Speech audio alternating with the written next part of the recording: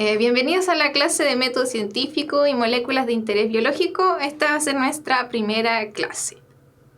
Los objetivos de la clase de hoy entonces son reconocer las etapas del método científico, conceptos de química relacionados con biología en base a estas reacciones químicas que ocurren en nuestros organismos y además los tipos de enlaces que van a unir a las moléculas que vamos a estudiar en las clases posteriores. En primer lugar entonces el método científico. ¿Qué es el método científico? Los métodos científicos, ¿cierto?, son procesos en donde se establecen relaciones entre distintos hechos con la finalidad de enunciar leyes que fundamenten cómo funciona nuestro mundo y se estructura de la siguiente manera. Tenemos primero que hacer una observación sobre algún hecho y preguntarnos por qué ocurre o cómo ocurre. En base a estas preguntas formulamos hipótesis que pueden explicar los fenómenos que observamos y para comprobarlas realizamos una experimentación. Luego de tener los resultados de la experimentación, debemos preguntarnos si era cierto, falso o si el fenómeno es irregular. Si comprobamos nuestra hipótesis, podemos formular leyes o teorías y si la hipótesis resulta nula, podemos volver a formular una hipótesis. Respecto a las relaciones entre la química y la biología, necesitamos estudiar primero las reacciones químicas que ocurren en nuestro cuerpo porque van a volver a aparecer en las siguientes clases. Estas reacciones químicas que ocurren en nuestro cuerpo se denominan metabolismo y ocurren, ¿cierto?, de forma regular y coordinada y pueden ocurrir además de manera simultánea. Cuando se trata de reacciones en donde se producen componentes moleculares a partir de moléculas sencillas, vamos a hablar de anabolismo y tenemos aquí el ejemplo de la fotosíntesis, en donde a partir de agua y dióxido de carbono formamos carbohidratos. Respecto a las reacciones en donde se degradan moléculas, ¿cierto?, nutrientes provenientes del medio o de nuestro propio cuerpo, vamos a hablar del catabolismo y en el ejemplo tenemos la respiración celular en donde utilizamos glucosa que con el oxígeno, ¿cierto?, se degrada para producirnos energía. Respecto a las reacciones en donde aparecen estos monómeros, tenemos condensación y vamos a tener también hidrólisis. Cuando hablamos de condensación, hablamos de una unión de los monómeros. En este caso del ejemplo, ¿cierto?, tenemos la glucosa que se une con otro monómero de glucosa para formar la maltosa y una característica importante de la condensación y que también por eso se llama deshidratación es que se libera una molécula pequeña que es el agua.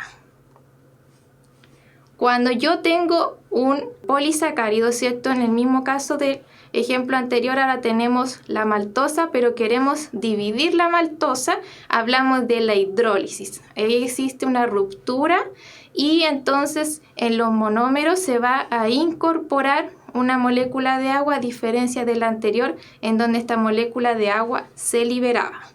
Existe otro tipo de reacciones químicas que tiene que ver con agregar o quitar grupos, ¿cierto?, de baja masa molecular. En el ejemplo tenemos el ATP que se transforma en ADP y eso es reversible y se denomina fosforilación y desfosforilación. Modificamos la conformación de la molécula con un enlace covalente reversible y si hablamos de fosforilación, entonces agregamos un grupo fosfato y en la desfosforilación quitamos este grupo fosfato. La polimerización se parece mucho a las reacciones que veíamos con los monosacáridos para formar polisacáridos. En este caso tenemos, ¿cierto?, estos monómeros, en el ejemplo el estireno, para formar el poliestireno, o sea, un polímero. Estas reacciones, ¿cierto?, van a unir estos monómeros de dos maneras diferentes. La primera que tenemos aquí es la adición, en donde solamente vamos juntando estos monómeros de estireno, ¿cierto?, gracias a la ruptura del doble enlace que tiene el estireno. Y el otro tipo es la condensación que vuelve a aparecer, en donde tenemos aquí, ¿cierto?, la formación de la poliamida con la liberación de una pequeña molécula que en este caso es el agua.